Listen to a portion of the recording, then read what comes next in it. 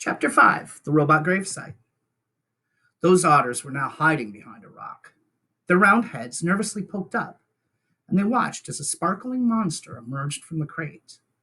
The monster slowly turned her head as she scanned the coastline. Her head turned and turned all the way around, and it didn't stop turning until she was looking right at the otters. Hello, otters. My name is Roz. The robot's voice was simply too much for the skittish creatures. The biggest otter squeaked, and the whole gang suddenly took off. They galloped back across the robot gravesite, flopped into the ocean, and raced through the waves just as fast as they could. Roz watched the otters go, but her eyes lingered on the sparkling objects that littered the shore. The objects looked strangely familiar. The robot swung her left leg forward, then her right, and just like that, she was taking her first steps. She stomped away from her crate and over the rocks and through the gravesite until she was standing above a broken robot body. She leaned in and noticed the word Rosum lightly etched across the torso. She noticed the same word on all the torsos, including her own.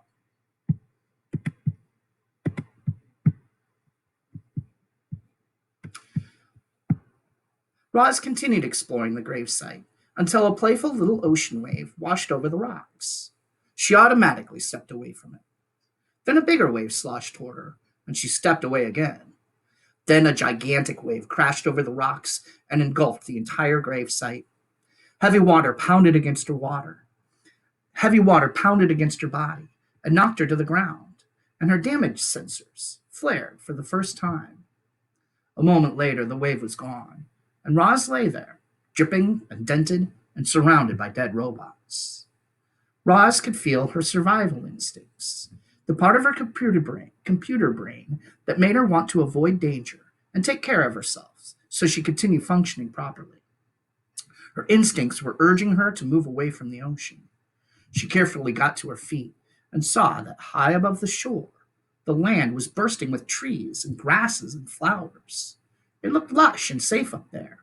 It looked like a much better place for our robot. She had just one problem. To get there, she would have to climb the sea cliffs.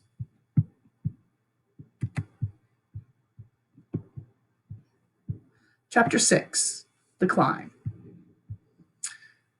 Crack, thunk, climb. Roz was having a little trouble climbing the cliffs. She had a new dent on her rear and a long scrape down her side, and she was just about to get another ding when a crab scuttled out from under a piece of driftwood. The crab looked up and immediately showed off his giant claws. Everyone was afraid of his claws, but not the robot. She just looked down and introduced herself. Hello, crab. My name is Roz. After a brief moment, the crab cautiously backed away, and that's when Roz noticed how easily he moved over the rocks. With his wide stance and his grippy feet, the crab could crawl up and down any rock surface. So Roz decided to try out his climbing technique. She spread her arms wide and clamped each of her hands into the cliffside. She jammed one foot into a crack and lifted her other foot onto a narrow ledge. And just like that, she was climbing. Roz moved awkwardly at first. A chunk of rock crumbled in her hand. And she had trouble finding footholds. But as she climbed higher and higher, she started to get the hang of it. Seagulls squawked from their cliff nests and soared away when the robot came too close. But Roz paid them no mind.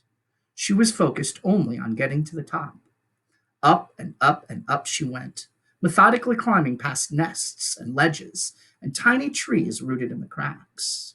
And before long, our robot felt the soft soil of the island beneath her feet.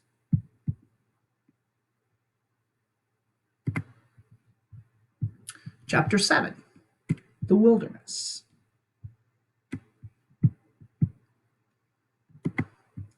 Animal sounds filled the forest, chirps and wing beats and rustlings in the underbrush. And then, from the sea cliffs, there came new sounds. Heavy, crunching footsteps. The forest animals fell silent, and from their hiding places, they watched as a sparkling monster stopped past. But the forest was not a comfortable place for Roz. Jagged rocks and fallen trees